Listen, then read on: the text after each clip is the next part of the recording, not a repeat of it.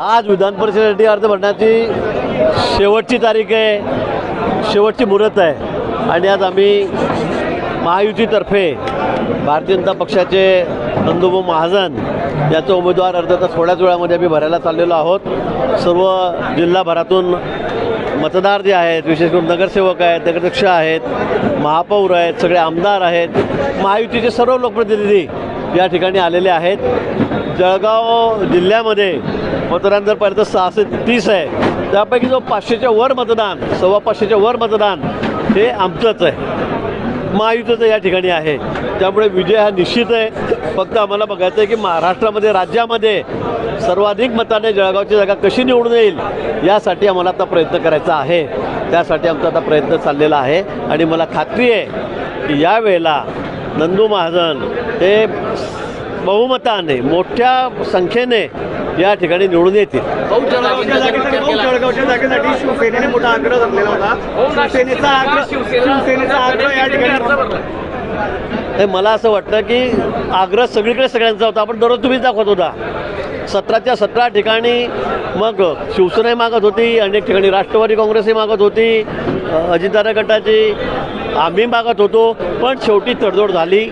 हे शेवटपर्यंत बोलण्यास सुरूच असतात. आपण प्रत्येक निवडणुकीमध्ये बघतो आहोत, पण शेवटी वाटाघाटी झाल्या, अतिशय यशस्वी झाल्या, समन्वयाने झालेल्या आहेत आणि त्यामुळे 4 जागा एकनाथजी शिंदेसाहेब आहेत त्यांच्या गटाला दिल्यात, 2 जागा सुमित्राताई पवार आहेत त्यांच्या गटाला दिलेल्या आहेत आणि 11 जागा आम्ही घेतलेल्या आहेत.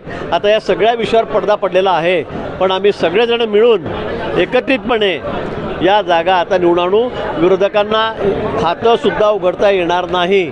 17 पैकी एकही जागा त्यांना, जी परिस्थिती जी महापालिकेत झाली, नगरपालिकांमध्ये झाली, विधानसभेत झाली, तीच परिस्थिती किंबहुना त्यापेक्षाही वाईट परिस्थिती त्यांची या विधान परिषदेच्या निवडणुकीमध्ये होणार आहे. मला वाटतं अनेक ठिकाणी आहेत, कार्यकर्त्यांनी फॉर्म भरलेले आहेत, अर्ज भरलेले आहेत, अजून अर्ज भरले सुरूच आहेत. आता बी फॉर्म नाही मिळाला तर त्यांचे अर्ज बाद होतील. त्यांनी भाजप लिहिलं आहे, ते जे अपक्ष राहतील त्यानंतर आम्ही त्यांना सांगू, त्यांची मनधरणी करू, ते माघार घेतील. महायुतीमध्ये कुठेही दरार पडणार नाही, महायुतीमध्ये कुठेही बंडखोरी होणार नाही याची काळजी आम्ही या ठिकाणी घेऊ. आणि मी सांगतो की आम्ही सगळे 100% निकाल 17च्या 17 जागा या महायुतीला निवडून आणू. अनेक उमेदवार या ठिकाणी इच्छुक होते. अनेक लोकांची चर्चा होती जळगावमध्ये देखील. आता काही यादी जाहीर झालेली आहे, काहींमध्ये नाराजी पाहायला. भाऊ, नंदूभाऊंचं नाव नेमकं कुठे पुढे गेलं? कुठेच नाराजी नाही आहे. नाराजी असती तर मग या ठिकाणी अमोल शिंदे आले असते का? नसते आले. नंदू अडवाणी आले असते का? नसते. आज आमच्या केतकीताई आलेल्या आहेत, त्यांचं नाव खूप पुढे होतं, त्यासुद्धा 2-3 तासापासून इथे झालेले आहेत. गोविंद अग्रवाल आहेत आमचे नगराध्यक्ष शेंदुर्णीचे, हे सुद्धा या ठिकाणी आहेत. आमच्यामध्ये कुठेही नाराजी नाही.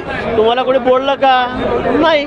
त्यामुळे आता सगळ्यांनी ठरवलेलं आहे, सगळे मिळून आता ही जागा लढवायची आहे. मग आमच्या पक्षातले असतील का महायुतीचे घटक पक्षातले लोक असतील, नेते असतील, आम्ही सर्व मिळून ही जागा विक्रमी मतांनी यावेळेला निवडून आणू.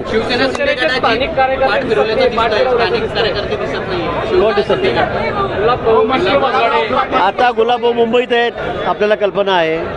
अमोल भाऊ या ठिकाणी आहेत, चंदूभाऊ आहेत, त्यांचा मुलगा या ठिकाणी आलेला आहे. पण तुम्हाला जे लोक बाहेरगावी आहेत त्यांच्याबद्दल आपण काय चर्चा करावी मला कळत नाही आहे. सगळे या ठिकाणी आहेत, रोज चर्चा झालेली आहे. कालपर्यंत आम्ही सोबत बसलो होतो, माझ्या घरी बसलेलो होतो.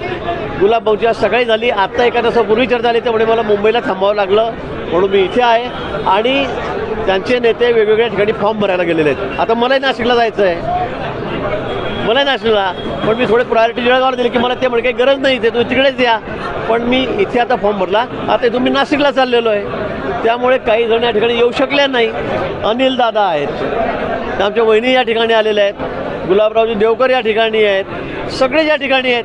आता एखाद दुसरा जण नसला, त्यांना बाहेर जावं लागलं फॉर्म भरायला नेते म्हणून, तर मग त्यांचं नाव घेऊन आपण दरार पडली, नाराजी आहे असं समजण्याचं अजिबात कारण नाही. जागा मिळाली नाही.